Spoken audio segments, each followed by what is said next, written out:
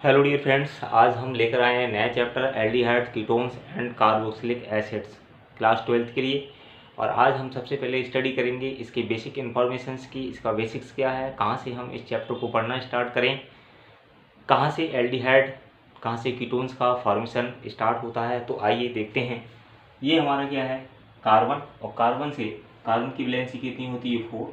Carbon की 4 valency में से 2 वैलेंसी ऑक्सीजन के साथ अटैच, 2 वैलेंसी फ्री है। तो ये हमारा क्या होता है, कार्बोनिल ग्रुप।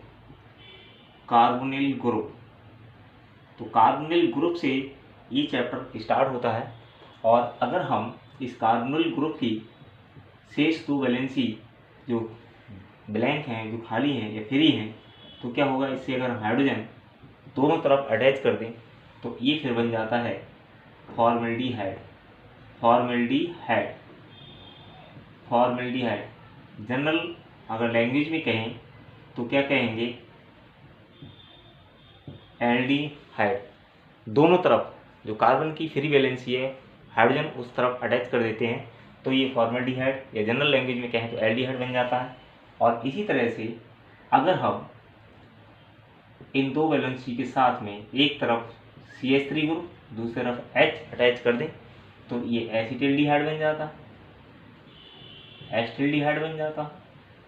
इसी तरह से अगर हम जो 2 वैलेंसी फ्री हैं इसकी, एक तरफ CH3 CH2 साइड चेन जोड़ दें, दूसरी तरफ H जोड़ दें, तो ये क्या हो जाएगा, प्रोपियोनेल्डिहाइड।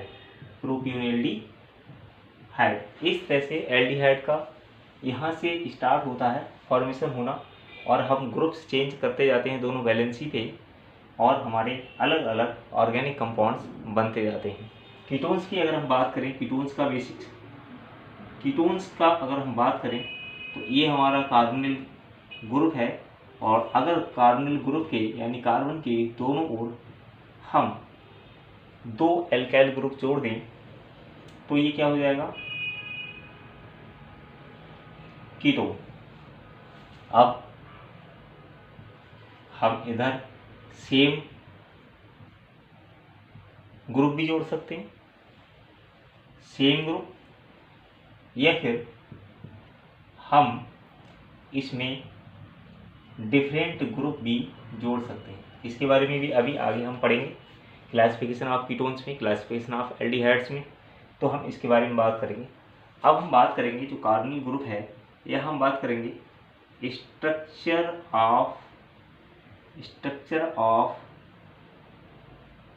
Carbonyl group. Structure of carbonyl group, जो हमारा ये कार्बोनिल ग्रुप है, ये किस तरह से इसका फॉर्मेशन होता है, इसका नेचर क्या है, इसकी प्रकृति क्या है, इसका स्ट्रक्चर क्या है, इसकी हम स्टडी करेंगे।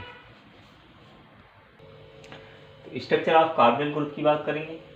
डियर, कार्बन की जो एटॉमिक नंबर होता है वो 6 होता है। इलेक्ट्रॉनिक कॉन्फिगरेशन लिखें तो 1s2, 2s2, 2p2। अगर हम एक्साइटेड स्टेट की इसकी बात करें, एक्साइटेड स्टेट की अगर बात करें तो p के ऑर्बिटल कौन से होते हैं, px, py और pz। तो 1s2, 2s1, 2px1, 2px1, 2py1 और 2pz1। इस तरह से इलेक्ट्रॉन का फिलिंग हो जाती है। तो यहाँ से एक S और 2 P मिल करके sp2 हाइब्रिडाइजेशन करते हैं, और यहाँ से sp2 हाइब्रिडाइजेशन करते हैं, और इस तरह से 3, यहाँ पर 3 sp2 हाइब्रिड ऑर्बिटल बनते हैं। sp2 हाइब्रिड ऑर्बिटल का फॉर्मेशन होता है। तो क्या होता है, ये कार्बन है, ये कार्बन है, और कार्बन से क्या होता है, कार्बन से एक ऑर्बिटल इस तरह से, और दूसरा जो ऑर्बिटल होता है 3 ऑर्बिटल इस तरह से इसमें अरेंज होते हैं। सभी में एक एक अनपेयर्ड इलेक्ट्रॉन है। यहाँ देखो, यहाँ देखिए, यहाँ देखिए, सभी में एक एक अनपेयर्ड इलेक्ट्रॉन है। और यहाँ पे क्या है, ऑक्सीजन के जो ऑर्बिटल्स हैं वो अनहाइब्रिडाइज्ड हैं, असंकरित हैं। उन्होंने हाइब्रिडाइजेशन किसी के साथ नहीं किया है, तो वो उनके अनहाइब्रिडाइज्ड ऑर्बिटल इसमें पार्ट लेते हैं। और इस तरह से यहाँ पर ये पार्ट लेगा और शेष ऑर्बिटल इस तरह से इसमें अरेंज होते हैं। तो क्या करेंगे, इसका sp2 1 हाइब्रिडाइज्ड, एक sp2 हाइब्रिडाइज्ड ऑर्बिटल इसकी अनहाइब्रिडाइज्ड ऑर्बिटल से क्या करेगा, यहाँ पे बॉन्डिंग करेगा और सिग्मा बॉन्ड का फॉर्मेशन करेगा। इसी तरह से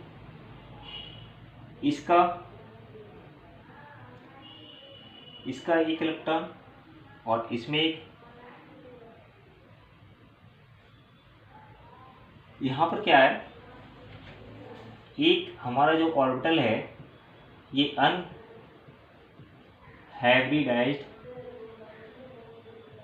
ऑर्बिटल है।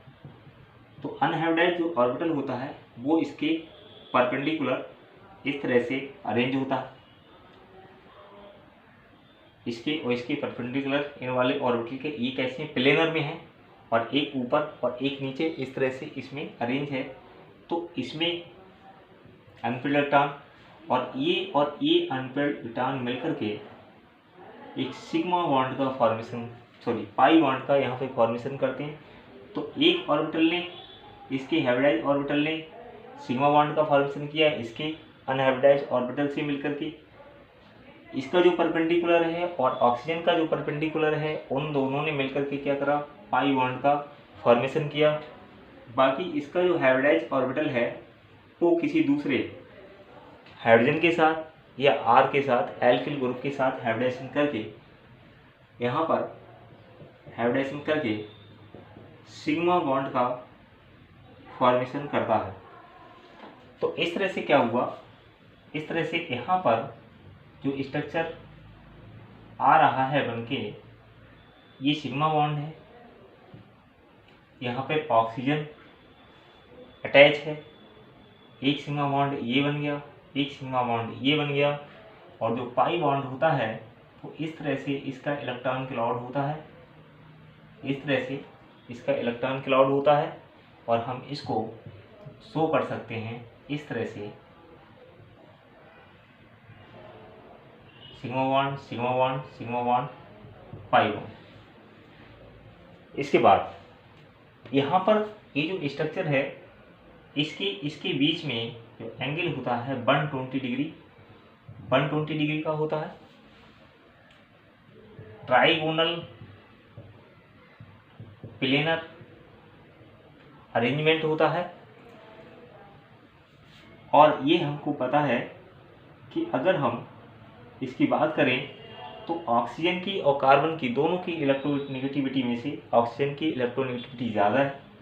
तो क्या करेंगे, इसका जो इलेक्ट्रॉन का पेयर होता है वो ऑक्सीजन अपनी ओर खींच लेता है, पाई बॉन्ड का जो इलेक्ट्रॉन पेयर है वो अपनी ओर खींच लेता है, जिसके कारण क्या होता है,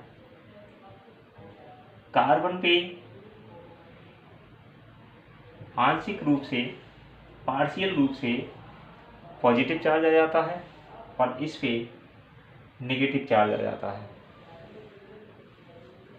ये जो स्पीसीज है, इतना पार्ट जो है वो लुईस बेस की तरह वर्क करेगा और इतना जो पार्ट है वो लुईस एसिड की तरह वर्क करेगा। ये कार्बोनिल की स्थिति थी, कंडीशन थी। और अगर हम एक छोटा सा बेसिक थोड़ा सा पार्ट और बताएं तो अगर हम HCHO में इस बॉन्ड की बात करें, इस एंगल की बात करें, H और O, तो ये बॉन्ड इसमें डेविएशन आ जाता है ये और ये एंगल 116 डिग्री हो जाता है, 116, और ये वाला एंगल 122 डिग्री हो जाता है। ये डबल बॉन्ड के रीजन से ये डेविएशन हो जाता है। इस तरह से ये हमने कार्बोनिल स्ट्रक्चर पढ़ा, कार्बोनिल ग्रुप पढ़ा कि कार्बोनिल ग्रुप का किस तरह से सिग्मा बॉन्ड बनता है, किस तरह से पाई बॉन्ड बनता है। इसके बाद हम बात करेंगे एल्डिहाइड और कीटोन्स के क्लासिफिकेशन के बारे में। Classification of aldehyde and ketones, general names इसके पढ़ेंगे, जनरल ग्रुप्स कौन से हैं, जनरल नेम्स कौन से हैं, आइए देखते हैं। कुछ ऑर्गेनिक कंपाउंड्स हैं, उनके स्ट्रक्चर फार्मूला की बात करेंगे, फंक्शनल ग्रुप की बात करेंगे। तो अगर हम एल्डिहाइड्स की बात करें, तो क्या हो जाएगा, HCHHCH।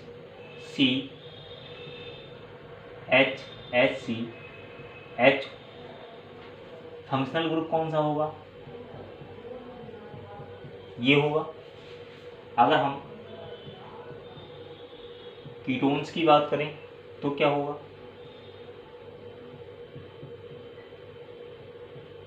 ये हमारा कीटोन्स होगा। अगर ग्रुप की बात करें तो कौन सा ग्रुप होगा, ये ग्रुप होगा। या हम इस तरह से ऐसे भी लिख सकते हैं इसको, R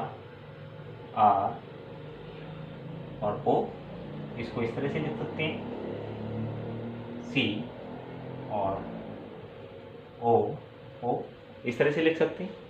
अगर हम कार्बोक्सिलिक एसिड की बात करें तो क्या हो जाएगा, RCOOH। ग्रुप कौन सा होगा, COOH।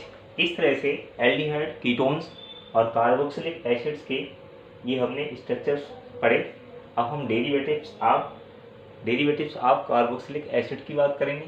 किसकी बात करेंगे, डेरिवेटिव्स ऑफ कार्बोक्सिलिक एसिड की बात करेंगे। एसिड हैलाइड हो जाएगा, एसिड हैलाइड का मीन्स RCOCl क्या हो जाएगा, ग्रुप COCl, या यहाँ पे X कर सकते हैं, और X का मीन्स क्या होगा, कोई भी halide group, Cl, Br, I, halogen group. और क्या हो सकता है, एसिड एनहाइड्राइड क्या हो जाएगा, RCOO और R, ये एसिड एनहाइड्राइड हो जाएगा। तो क्या हो जाएगा, ग्रुप कौन सा होगा, इस तरह से एनहाइड्राइड ग्रुप। अगर हम एसिड एमाइड की बात करें, तो क्या बात करेंगे, RCONH2। यहाँ पे क्या हो जाएगा, ग्रुप कौन सा होगा, CONH2। अगर हम एस्टर की बात करें, तो क्या हो जाएगा, RCOOR। ग्रुप कौन सा हो जाएगा, COOR। इस तरह से हमने देखा कि सम ऑर्गेनिक कंपाउंड्स थे जिसमें एल्डिहाइड, कीटोन्स और कार्बोक्सिलिक ग्रुप्स की हम बात कर रहे हैं। Aldehydes, ketones, carboxylic acids. After this derivatives of carboxylic acid, acid halide RCOX, acid anhydride RCOO, COR, acid amide RCONH2, ester RCOOR। Dear students, इसके आगे हम पढ़ेंगे classification of aldehyde and ketones, उसको हम नेक्स्ट वीडियो में देखेंगे। तब तक के लिए थैंक यू। अगर हमारा वीडियो आपको पसंद आ रहा है तो प्लीज़ सब्सक्राइब करिए, लाइक करिए। Thank you.